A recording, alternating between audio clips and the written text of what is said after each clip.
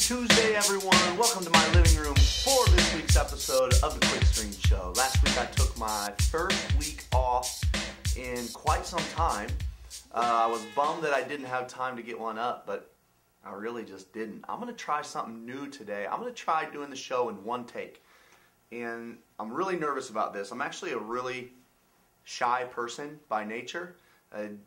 Being in front of the camera was very, very uncomfortable for me when I started this whole thing with Chief Pigskin in 2009. I've gotten pretty used to it, especially sitting here in my living room by myself. It's a lot easier, but by nature I'm a shy person, so when I thought about doing this all in one take, my first reaction, and even right now I'm wondering, I'm pretty sure I can't do this, but the inspiration came from, I kind of started Chief Pigskin as an idea from a show on the internet, which was Wine Library TV. This guy, his name's Gary Vaynerchuk. You should check it out, Wine Library TV.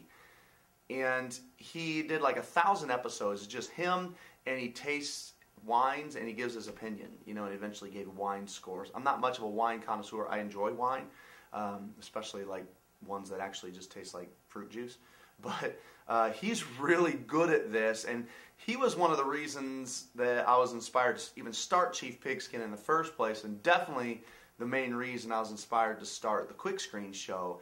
And he does all his in one take. Most of the things on the internet, on YouTube especially, these kind of vlogs, video blog shows, are done in the style that I've been doing them in the past, where I can just do as many takes as I want, and I cut it out and piece them all together.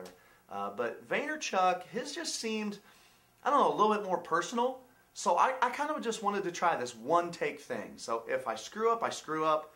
If I say something stupid, I say something stupid. So I guess actually hearing myself say that for the first time makes it a little bit more nerve-wracking. So I'm a little nervous here, but I'm going to just flow, talk about what I want to talk about, and we'll turn it into a show. I don't even know how many people watch this. I've gotten a few emails from time to time from guys that say, hey, I watch your Quickscreen Show. So that's awesome to hear that there's at least a couple. If I had to guess, my best guess at guys that see the Quickscreen Show each week, I would say somewhere between 20 and 50. Probably 20 and 50 guys, which that's a good number. I feel good about that number. So thank you, all you guys that are watching this right now. Hopefully I can keep your attention. Here I am in my living room. It is 2 days before Thanksgiving, and you can see holiday decorations. Yeah, Christmas decorations. Is your house like this?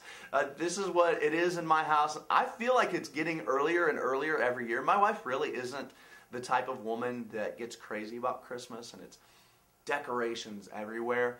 But she works her tail off. She's a photographer, works her tail off. And I've been listening to these sermons lately. This guy, his name is Matt Chandler. He's from Texas. But he just talks a lot about, allowing your wife to do her thing. And my wife's thing is when she's done working at night, she wants to be cozy. She gets cozy. She watches her one or two favorite shows. And she loves being in her living room, which is decorated the way she wants. So I've learned how to just roll with that. And, I mean, to be honest, I like Christmas. So, it's not like... it's not something that's unpleasant. So the Christmas decorations are up in our house. It's 2 days before Thanksgiving. They've been up since right before the weekend. They've been up. So I'm getting used to it. But what Christmas reminds me of, and now Thanksgiving, is that I start getting heavy around this time. And it really bothers me. I noticed finally last year for the first time that I was really gaining a lot of weight. And weight was really, and eating and weight was something I haven't really paid attention to. I wrestled in college, and I cut a lot of weight. And so just the thought, cutting weight and watching what you eat has been, it really stirs up some negative emotions to me. From so much cutting weight. When I was a senior in college, I was wrestling 149. My natural weight was around 63, somewhere in there. So I cut from 63 to 49. It was, it's a lot of miserable times, but my senior year, halfway through the season, one of my good friends, he quit the team. And he had been wrestling since we were freshmen. We were all really shocked.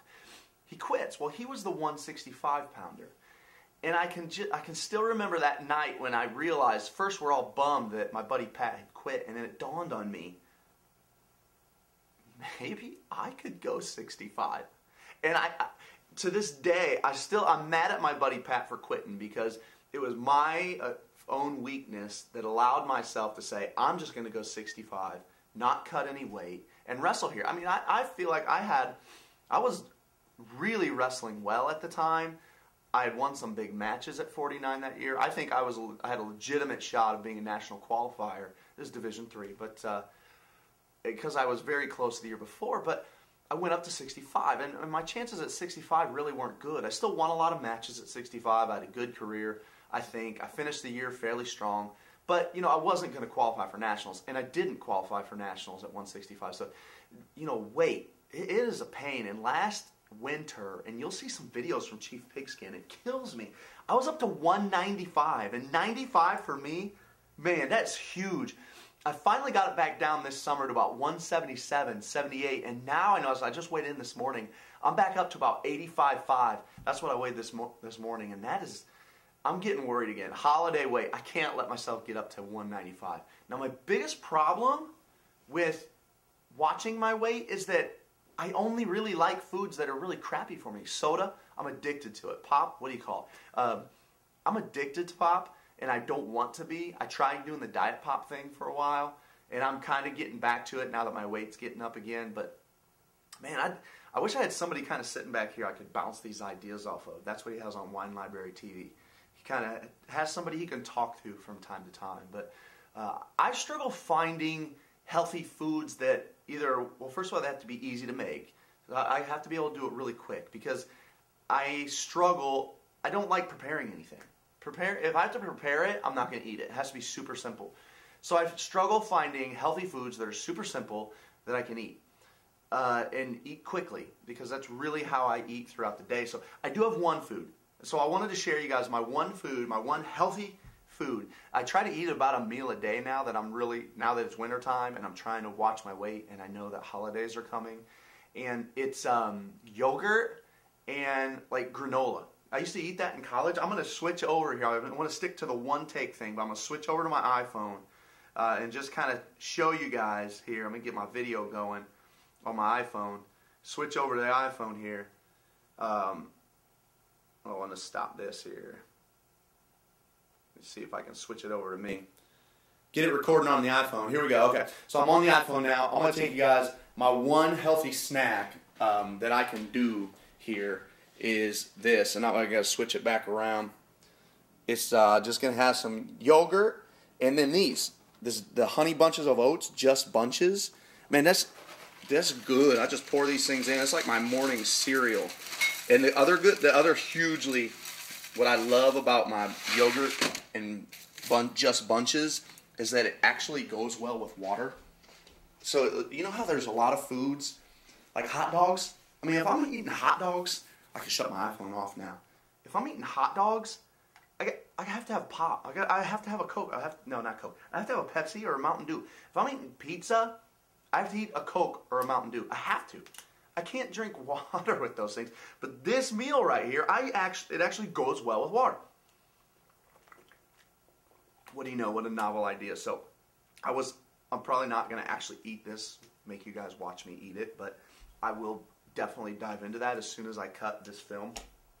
Do you guys have any suggestions? If you have any suggestions, I thought that would be a great thing for you to share with me on the forums. Is there any super simple food that actually isn't horrible for you that you can eat that maybe I might like? I am desperate to find some ways because I refuse to let myself get huge. I can't. A year ago at 195, I still looked okay. And that blows my mind that I could weigh almost 200 pounds because all my life I've been a little guy. So 200 pounds, especially when you grow up a wrestler, the guys who weighed 200, when I went to high school, if you weighed 200, you were a heavyweight. There wasn't even 215 yet. There was no 215 weight class. So if you weighed 200, you're a heavyweight. So the thought that a year ago my weight at 195 was a high school heavyweight, that's mind-boggling to me. Anyway, let's talk some football. Last night I fell asleep watching football. It's one of my favorite things to do, especially in the winter. Any of you guys, in the winter time, I fall asleep extremely quickly on the couch. Not in the summer. Summertime, I can stay up forever. Wintertime, when it's cold outside, I fall asleep on the couch like that. And there's nothing I like falling asleep more to than football. And it's just something about it. Obviously, it probably just it's like soothing. It's like running water. You know, some people might play sounds over their radio. I like football. If I have football on, I will fall asleep on the couch extremely quickly, even if there's a great game on. Saturday night, Stanford against Oregon, I was watching that game. What a great game. I was very into it. I had to look up the score the next morning because I fell asleep on the couch watching that great game. It's just too comfortable. It's too comfortable. So I fell asleep watching more high school football last night, and I found some high school football games. I just got Dish. I love it because I can DVR stuff. I was searching just games, and I saw there were high school football games, playoff games on. It was like 2 weeks ago, maybe 3.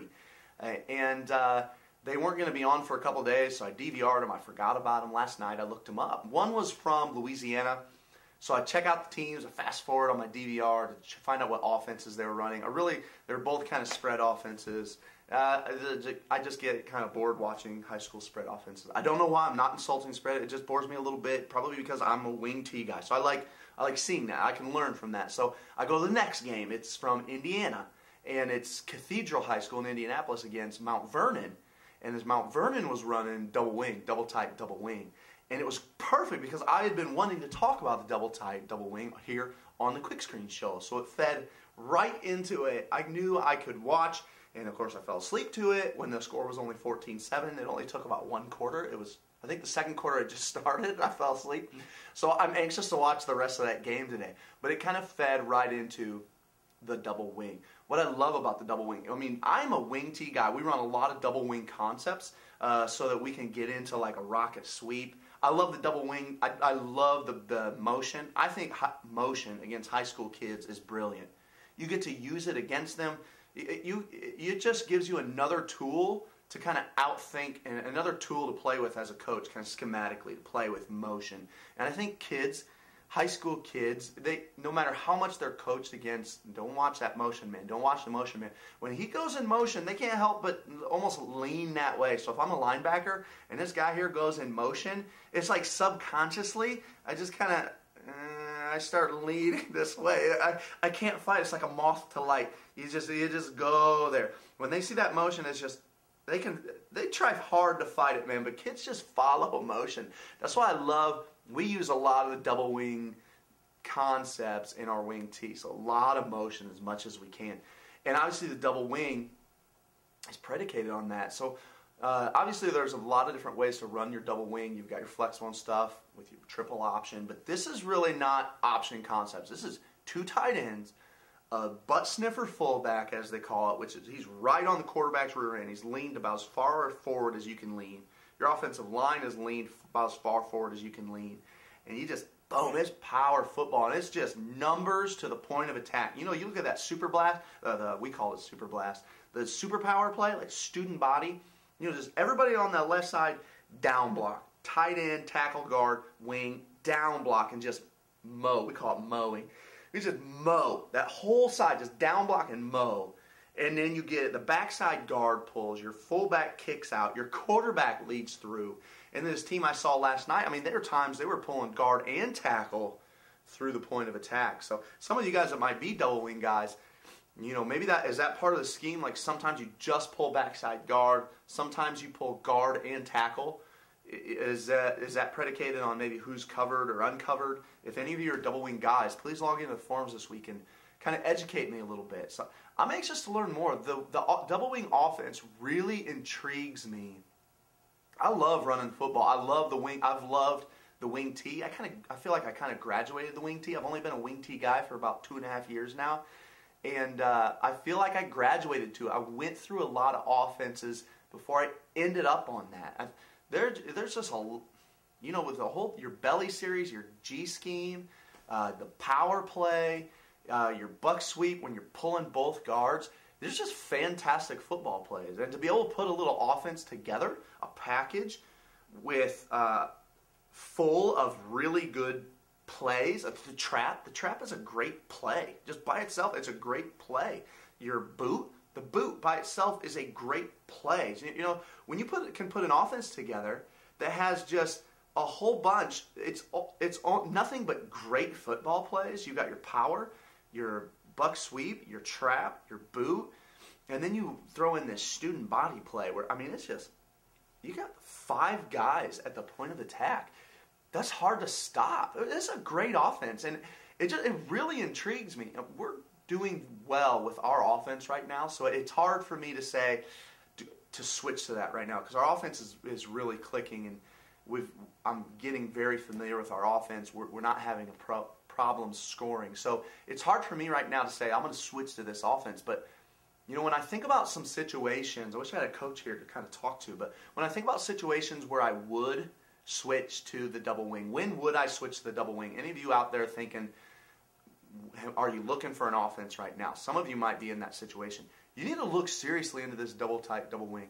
If you have struggled in the past at all with moving the football consistently, you need to look at the double wing, I think. If you've struggled in the past at all throwing the football, you need to look at the double wing because I think throwing the football at the high school level is tricky. It is really tricky, and it's like, to me, it's like this great puzzle, figuring out a way to effectively throw the ball.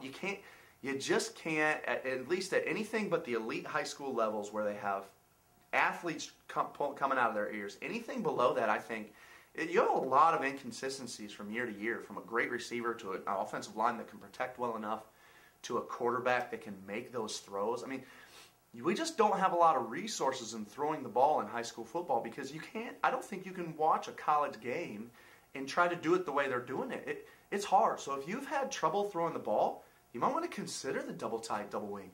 If you're in a program that's lost for a couple of years, maybe you've taken over a program and you thought you could turn it around, but you're still losing, you should look at the double wing.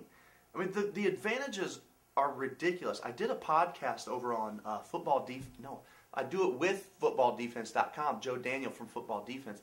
But we do a podcast. You can download it from iTunes. I'm surprised I've never mentioned it before. But it's called the Football Coaching Podcast. And we interviewed a guy. I should have looked up his name again before I did this show. We interviewed a double wing guy. And he actually goes around. He travels around. You can look him up. I'm sure his name will be on the Football Coaching Podcast. Just look that up.com. And he actually travels around and mentors coaches and staffs in learning this offense. The benefits of it is that, okay, you're double tight, so that you're going to give teams fits with that right now. Teams don't see a lot of double tight. There's no clear strength. Really defending a balanced offense can be tricky at times. So there's an advantage. And another advantage is that the way this guy from California, who's that double wing kind of guru, explained it, is that it's almost like you're always in this safe zone. There really are not many plays, if any, in the book that are risky plays. You know, so you're really not looking at any plays where you're going to be stuck in a 2nd and 15. It's like the worst case scenario, you're 2nd and 8. You run it again, worst case scenario, you're 3rd and 6. You know, so you're just always moving forward. You run the ball again, you're in 4th and 3. You know, so, and your whole offense is built on these 3-yard plays. And so looking at a 4th and 1, to you, I mean, this is what we do. We get 1 yard all the time. So 4th and 1, all of a sudden you get to go for it more on 4th down. You're running the ball a lot, so you're chewing clock. And if you're in a program that's been losing a little bit, why not take a look at shortening the game? You know, keeping the ball out of your opponent's hands. I think it's worth looking at. The difficulties, selling it to your kids, to your listening to the naysayers. You better believe you're going to have to listen to the naysayers. And you have to be, there's an interview here on Chief Pigskin from Joe Lindboom.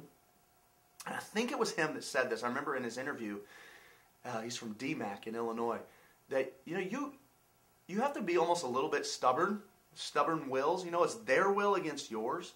And hey, you've been hired to coach because you probably know what you're doing. And every naysayer with a pen, the voice to say it, a computer to type it on the internet, on some forum, or every naysayer, that's easy. It's easy to naysay, but you've been entrusted with the program. You got to make some tough decisions that you know in your heart, this is the best thing for our program, gives us the best chance to win, and we're going to do it. So I would encourage people to take a look at maybe going to the double wing. If there's anything in your program that you've struggled with and you're looking for some offensive tweaks, man, you should check this out because you can move the ball with it. I learned a ton because obviously the wing tee and this double wing, double tight, double wing, they're very similar. There's a lot of similar concepts. So this, man, and you can score. I think people think for some reason you get double tight, 3 backs, you can't score. Like they just pick, it's not what Oregon runs, so you can't score running it. I mean, that's just not true. You need to look at these teams a lot in Illinois. One was Leroy High School in Illinois this year. Double tight, double wing.